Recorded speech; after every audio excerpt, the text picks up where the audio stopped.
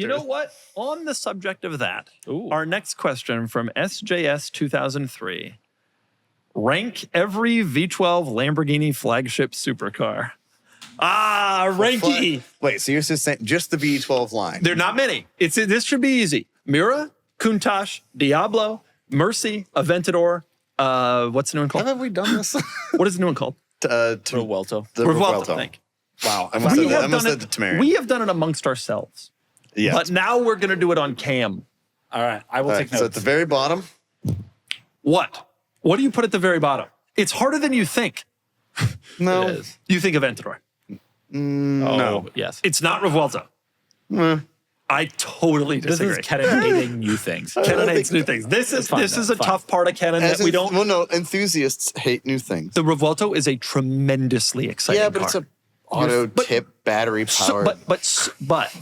My argument against that would be the Aventador was also an auto tip car. It was a worse tip. It was a slower car. They made 10 billion of them. Like, why is the Revuelto worse because than it the doesn't Aventador? have a hybrid. It's not cheating. It's just a it's an 1,000 NAV12. horsepower. It's an NAV12 Yeah, but dude, by itself with no batteries. It's like the the LaFerrari argument.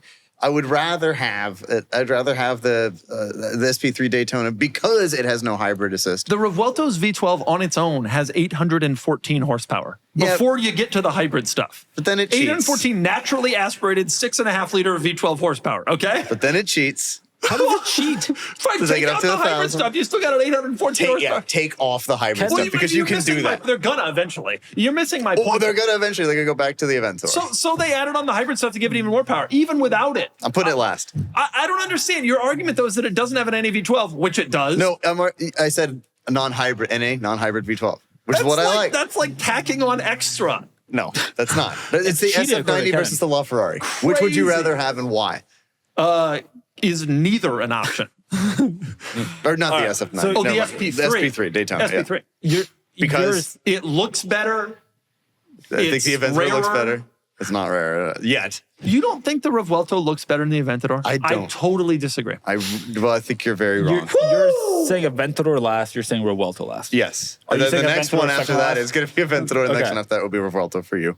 Okay, so yeah, assume so my last is Aventador. My second to last It's Revuelto. is Revuelto. It just is. I agree. And with now you. it gets hard. It gets a little hard, but not that hard because next to last is Diablo. Diablo. Yeah. It just has Really? to be. Unfortunately. Listen, I love the Diablo. You've convinced one of your friends to get rid of his Murcielago to get a Diablo. but he's got the worst Murcielago, right? It's a tip convertible. I love that car. And by the way, he's had several great years with it. And the worst Mercy is still one of the great sports cars ever. Yeah. The Diablo. Well, the Diablo. May I? Yeah. The Diablo is a transitionary car Yeah. between the icon that was the Countach and the Quality actually automobile. good car that the Mercy became.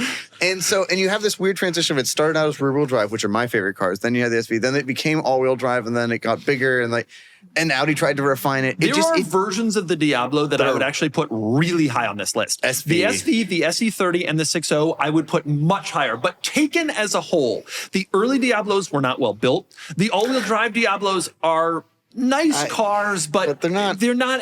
I don't see why the Diablo in any way is better than the Countach, to be perfectly honest. It's not more exciting. It's faster, but both cars are slow. It certainly doesn't look as iconic. Agreed with that. And it's probably not even better built since Lamborghini went through 3 different owners during the Diablo's production run. Right, like it's a little better built, but only by chance.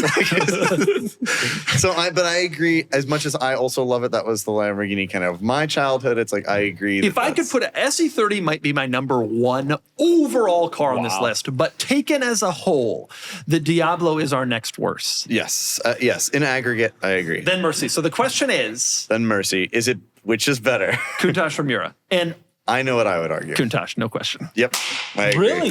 Countach is Kenan. better because the Miura is gorgeous, and it was revolutionary in its time, but it is a tremendously flawed vehicle because the gearbox and the engine share the same oil. Only That's in the early cars, and everybody Poor who's idea. driven one has rectified They that. are all fire problems. 100% fire rate risk. They're just, and they're also just like, the Lamborghini Countach defined what fast cars looked like for a generation, not just Lamborghinis. still. And still to this day, it does define what Lamborghinis And look like. Gandini regretted the design of the Miura. And I think that's one of the most interesting aspects of the whole thing. Gandini designed the Miura to look like a front engine car because that's all that existed at the time. And even though the engineering was revolutionary with this mid-engine transfer, I mean, it was Yeah, a it was a very big special thing. The front engine design of the car, it's a beautiful car, but it didn't set the standard like the Countach did with the wedge shape exotic. When you think of a supercar, you think of either a Countach or a car that the Countach inspired, period. Yeah. Without question. Yeah. And so I think the Countach is, Number and one. also the Countach is simply a better car to use. I've driven a Miura. It is quite compromised, and maybe it's just me, but when I was driving the Miura, I was worried about fire the entire time. Didn't you? What was it? You were looking at the car on the outside. I was filming the Miura. I'll never forget this. I was filming the Miura. I found the only quiet place where no one would bother me in the entire San Francisco Bay Area to film the Miura. And I was filming the Miura, and I had like 5 hours alone with this very special. And I looked at, I was outside the car shooting the headlights, and I looked inside, and it was on fire. And I was like, oh my God. And I was just, this is Derek Tam Scott's Miura, okay? And I was like, oh my God. And so I absolutely lose it. And I'm like, it's on fire. Oh my God, this is it. The Miura's gonna burn down. And I, as fast as I can, like throw down my equipment, run around inside the car, and it was the dome light reflecting off the back glass. But that's the level of fear that you have. That's when you're in a Miura.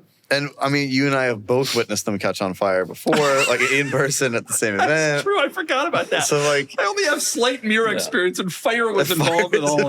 How much is a Miura? Miuras are like $3 million. Right. Now, keep in mind also, there's only 1,000 Miuras, there's 2,000 Countachs, there's 3,000 Yellows, 4,000 Mercies. So that the rarer, it got the rarest, less rare, etc. That's another special thing about the Countach. It's half as common as a Mercy. It's much rarer than a Diablo. right? And yeah, so I think other than the most recent Lamborghinis, we're in perfect agreement on the rest. And of by them. the way, hat tip to Joe Sacchi, I would choose a downdraft. And brag to me. I'd brag to the one person in my life who knows. I know, but unfortunately, you got just a side draft, and so we'll take it. If you're thinking about selling your car and it's something cool, don't just trade it in. You'll probably leave thousands of dollars on the table. Instead, you should sell your cool car on Cars and Bids. It's the best place to sell your enthusiast car online.